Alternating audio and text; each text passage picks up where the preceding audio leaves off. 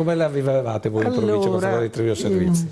Allora, Treviso Servizi diciamo all'inizio non ha mai trovato grande interesse sui tavoli, almeno allora, della provincia. Treviso Servizi, oggi area dogana e per i giovani appuntamento di fine estate con l'On Festival.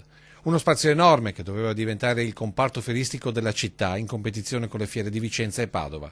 Una storia che abbiamo raccontato con uno dei volti storici dell'ente provincia di Treviso, Yvonne Tordini, negli anni 70 e per un ventennio capo di gabinetto di presidenti come Giuseppe Martonno, Lino Innocenti. Ha raccontato a 40 la guerra politica dell'allora presidente della Camera di Commercio Antonio Romano e appunto Innocenti.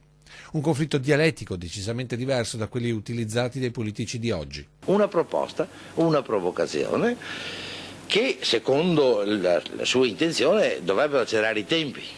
La mia opinione, tutta la divergenza poi sta qui, è che invece se probabilmente la Camera di Commercio, la Treviso Esposizioni, prima di fare il piano di fattibilità, avesse parlato con la provincia, con il comune, avremmo ritardato qualche mese o forse anche un anno a presentare il piano di fattibilità, ma forse l'opera partiva prima. Ma 40 non ha approfondito solo la vicenda Treviso Servizi. Con Sebastiano Rizzo, uno dei primi redattori del telegiornale, abbiamo rivisto le nostre discariche, che spiegano come mai oggi le falde sono inquinate da mercurio o metalli pesanti. Quello dell'ambiente sicuramente non come oggi, non come negli ultimi anni, era comunque un tema.